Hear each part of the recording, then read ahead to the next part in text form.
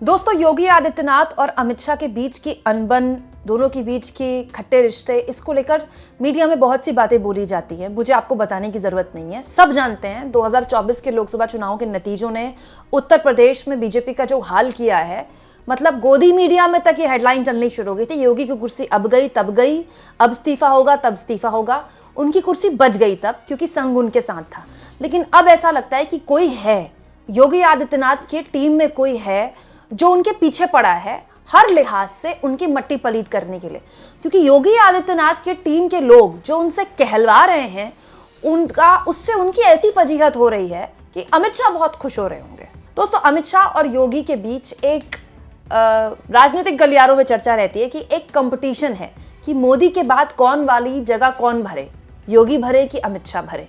लेकिन हाल के दिनों में योगी आदित्यनाथ के बयानों में ऐसा लगा है कि कहीं ऐसा तो नहीं कि योगी आदित्यनाथ की टीम में कोई अमित शाह का आदमी घुस गया है जो बार बार योगी से ऐसी गलतियां करवा रहा है। अभी जो रिसेंट उनसे गलती हुई है, योगी आदित्यनाथ की गलती क्या, उनका मजाक उड़ रहा है और लोग उन पर सवाल भी उठा रहे हैं।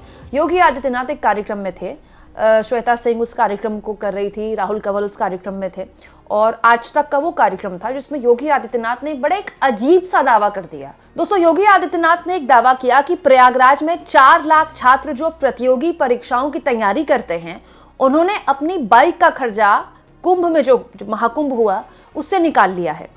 कहने का मतलब यह है कि योगी आदित्यनाथ ये दावा कर रहे हैं कि जो 4 लाख छात्र प्रयागराज में, दोस्तों बड़े स्तर पे IAS, PCS अलग अलग परीक्षाओं की तैयारियों के लिए बच्चे आते हैं, हॉस्टल में रहते हैं, बहुत हॉस्टल्स है वहाँ, बहुत, और ऐसा नहीं आज से, दशकों से एक पूरी परंपरा रही है। और दोस्तों, क्योंकि प्रयागराज जो कि आज पहले इलाहाबाद कहा जाता था, उसकी बहुत, प्रयागराज इलाहाबाद यूनिवर्सिटी की बहुत हैसियत है, राजनीतिक हैसियत कह लीजिए और शैक्षणिक हैसियत कह लीजिए। मतलब इलाहाबाद एक तरह से पूर्वांचल में पढ़ने वाले बच्चों के लिए गढ़ है, तो बच्चे वहाँ आते हैं पढ़ाई वगैरह करने के लिए। तो योगी आदित्यनाथ ने कहा कि वो जो लड़के आए थे, उनके पास जो बाइकें थी, जो उन्होंने नई बाइकें ली, सब ने अपनी बाइक का खर्चा भी निकाल लिया और पैसे भी कमा लिए। कैसे? दोस्तों, मेरी भी कई परिचित महाकुंभ गए, सब ने मुझे बताया कि महाकुंभ में संगम में चलना बहुत पड़ता है, 20-25 किलोमीटर, 10-12 किलोमीटर आपको चलना है, तो हर कोई तो इतना नहीं चल सकता।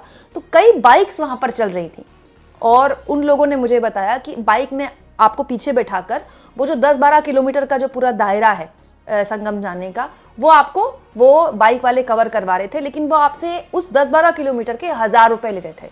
अब हर किसी की हैसियत तो थी नहीं 1000 रुपये देने की, लेकिन बहुत बड़े स्तर पे लोग थे जिनकी हैसियत थी, घर में बुजुर्ग हैं, वो 10-12 किलोमीटर कैसे चलेंगे? तो अगर 5 लोग हैं तो 5 अलग अलग बाइक में बैठ गए, उसके बाद वो 10-12 किलोमीटर आराम से चल दिए। तो प्रयागराज में उन्हीं बाइक वालों का दावा कर रहे थे योगी आदित्यनाथ कि सबने इतने कमा लिए जिससे कि उनकी बाइक का खर्चा भी निकल गया और ऊपर भी कमा लिए। और ये बात सही है दोस्तों, वहाँ जितने भी लोग गए थे उनसे मेरी बात हुई तो उन्होंने बताया कि उन बाइक वालों से भी उनकी बात हुई, तो बाइक वाले भी बता रहे थे कि करीब 50-60 हज़ार बाइकें इस वक्त महाकुंभ में चल रही हैं और एक आदमी एक बाइक से डेली का मतलब कम से कम 10 से 12 हज़ार रुपये कमा रहा है। ये मैं आपको कम से कम बता रही हूँ, ज़्यादा से ज़्यादा भी हो सकता है। ठीक है, ये बात सही है दोस्तों कि बाइक में लोगों को बिठाकर प्रयागराज में बहुत पैसा कमाया लोगों ने, बहुत पैसा। लेकिन यहां योगी आदित्यनाथ ने गलती ये कर दी कि उन्होंने कह दिया कि जो 4 लाख बच्चे वहां पढ़ने के लिए आए थे, ये पैसा वो कमा रहे थे।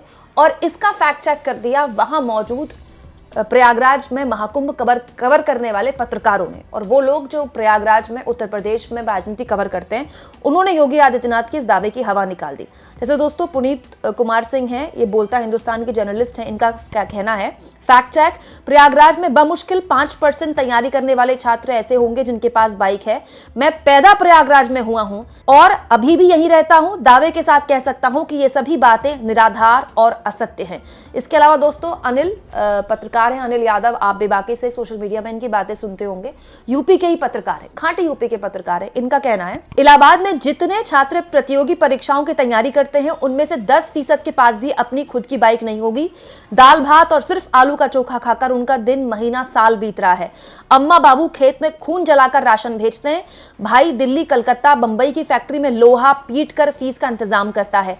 भर्तियां आ नहीं रही हैं। पूर्वांचल, बुंदेलखंड के छात्र लगातार डिप्रेशन का शिकार होते जा रहे हैं। इसके अलावा दोस्तों राजेश साहू बहुत ही अच्छे रिपोर्टर्स हैं, बल्कि मैं कहूँगी कि महाकुंभ कवर करने वाले राजेश साहू उन रिपोर्टर्स में से हैं जिन्होंने बहुत अच्छी रिपोर्टिंग की। दैनिक भास्कर के रिपोर्टर हैं और महाकुंभ जब शुरू होने वाला था तब से लेकर महाकुंभ जब खत्म हो गया, जब स्टेंट हट गए और महाकुंभ का संगम का एरिया साफ होने लगा, तब तक राजेश वहीं रहे। मतलब आप कह सकते हैं कि महाकुंभ को राजेश ने जितना कवर किया उतना योगी आदित्यनाथ ने भी कवर नहीं किया होगा। उन्होंने कहा है प्रयागराज में पढ़ने वाले लड़कों में 2% भी ऐसे नहीं रहे जो कुंभ में बाइक चला रहे थे। ज्यादातर लड़के आसपास के गांव से आए थे। इलाहाबाद यूनिवर्सिटी के हमारे कुछ साथी बाइक चला रहे थे, लेकिन उनकी सेवा मुफ्त की थी। इसके अलावा दोस्तों अखिलेश यादव ने भी योगी आदित्यनाथ की इस टिप्पणी पर कहा है, जो युवा प्रयागराज में सरकारी नौकरी की उम्मीद लेकर आए उनके लिए तो वैकेंसी निकली नहीं, लेकिन उनकी बाइक की सीट की वैकेंसी जरूर निकल गई। इसे उपलब्धि मानना कहाँ की बुद्धिमानी है। वैसे पर्सनल बाइक का कॉमर्शियल इस्तेमाल, ये भी बात सही है कि हर किसी की पर्सनल बाइक थी और वो उसका कॉमर्शियल इस्तेमाल कर रहे थे। और ये भी गलत है दोस्तों कि आप 10 किलोमीटर के दायरे के लिए हजार रुपए लोगों से ले रहे हैं। दोस्तों ये गैर कानूनी था, लेकिन वहां तो सब कुछ चल रहा है। नाव वाला 30,000 रुपए ले रहा है, बाइक वाला 1,000 रुपए ले रहा है 10 किलोमीटर के। हैरानी इस बात की है कि योगी आदित्यनाथ इसका बखान कर रहे हैं। ये तो बड़ी शर्म की बात है। पहली बात तो इलाहाबाद रहने वाले, प्रयागराज में रहने वाले लोग कह रहे हैं कि वहाँ के परीक्षा में बैठने वाले बच्चों के पास इतना पैसा ही नहीं कि वो बाइक अफोर्ड कर सकें। सब बाहर के बच्चे, आसपास के लोग थे वो। लेकिन अगर वो बच्चे बाइक से पैसा कमा रहे हैं तो कितने शर्म की बात है दोस्तों। मतलब ये तो सरकार की असफलता है कि ना तो सरकार परीक्षाएं करवा पा रही है, ना वक्त में परीक्षाओं का रिजल्ट निकालवा पा रही है। गरीब का बच्चा जिसको बड़ी मुश्किल से मजदूरी करके इलाहाबाद, प्रयागराज उसके परिवार वाले भेज रहे हैं और वो बाइक से पैसा कमा रहे हैं, और इस पर योगी आदित्यनाथ अपनी पीठ थपथपा रहे हैं और वहां बैठे एंकर ताली बजा रहे हैं। मतलब वाह योगी जी ने क्या बात बोल दी। अब दोस्तों योगी आदित्यनाथ ने इस तरह का दावा कोई पहली बार नहीं किया है। विधानसभा के अंदर योगी आदित्यनाथ ने एक बहुत ही अजीब दावा कर दिया था, ये कहते हुए कि एक नाविक ने, नाव चलाने वाले ने 30 करोड़ रुपए कमा लिए प्रयागराज से और उसकी गरीबी दूर हो गई। योगी आदित्यनाथ के इस दावे पर खूब खबरें बन गई, लेकिन बाद में जब पता चला तो पता चला कि योगी आदित्यनाथ ने जिस पिंटू मेहरा के कमाई का गुणगान किया था कि देखिए एक नाव चलाने वाले ने, उसके परिवार ने, उस काम ही नाव चलाने का है, उसने केवल नाव चलाकर 30 करोड़ रुपए कमा लिए। 30 करोड़ तो बहुत ज्यादा होते हैं दोस्तों। 30 करोड़ में तो मतलब हमारा पूरा परिवार पल जाएगा और उसके बाद बच भी जाएगा। 30 करोड़ बहुत बड़ा अमाउंट है। योगी आदित्यनाथ ने उसका जिक्र कर दिया विधानसभा में। पता चला वो हिस्ट्री शीटर निकला।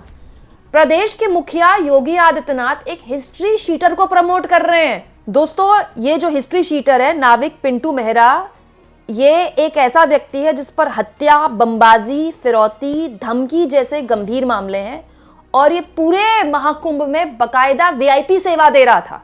ऐसा नहीं कि नॉर्मल आदमी इसकी नाव में बैठ सकता है। अगर आपकी हैसियत है 30-32 हज़ार रुपए देने की तो ही आप इसकी नाव में बैठ सकते हैं। और इसके मतलब एक नाव नहीं, कई नावें चलती हैं इसकी।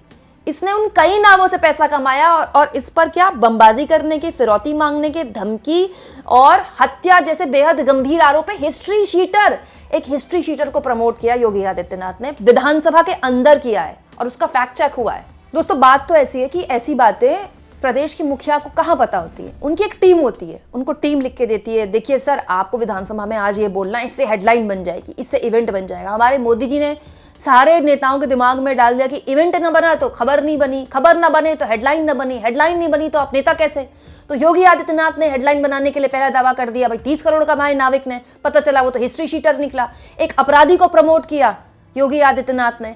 और सबसे बड़ी बात दोस्तों, अगर वो अपराधी नहीं है तो भी एक नाविक 30-30 हज़ार रुपए अगर एक परिवार से ले रहा है, 5-7-8 लोगों से ले रहा है, तो ये भी गलत है। तो ये तो अवैध है। इस पर तो सरकार को लगाम लगानी चाहिए थी, लेकिन सरकार इसका बखान कर रही है। सरकार के मुखिया इसका विधानसभा में बखान कर रहे हैं और उसके बाद आज तक जैसे कार्यक्रम में खुलेआम झूठ बोल रहे हैं, गलत जानकारी दे रहे हैं। तो योगी आदित्यनाथ को थोड़ी पता होगा कि बाइक वालों के लिए ये बात बोलनी है या नाविकों के लिए ये बात बोलनी है। उनको तो कोई लिख के दे रहा है ना। तो मेरा तो यही सवाल है कि ये लिख के कौन दे रहा है जो योगी आदित्यनाथ की फजीहत करवाना चाहता है, उनके मुंह से अपनी फजीहत करवाना चाहता है कि योगी आदित्यनाथ की बोली हुई हर बात झूठ निकले। दोस्तों महाकुंभ को लेकर वैसे भी योगी आदित्यनाथ की प्रशासन की काफी किरकिरी हो चुकी है। भगदड़ को छुपाना, मरने वालों की संख्या छुपाना, अव्यवस्था, और अब योगी आदित्यनाथ के ऐसे अजीबोगरीब बयान उनकी और किरकिरी करवा रहे हैं, तो इसमें किसका फायदा बताइए दोस्तों। कमेंट बॉक्स में जरूर लिखिएगा कि क्या ये बीजेपी की आंतरिक कलह दिखाता है। कमेंट बॉक्स में जरूर लिखें दोस्तों, और जितना हो सके चैनल को शेयर करें, सब्सक्राइब करें, और थैंक्स और ज्वाइन के ऑप्शन से अगर आप चाहें तो कुछ आर्थिक मदद भी चैनल की जरूर करें।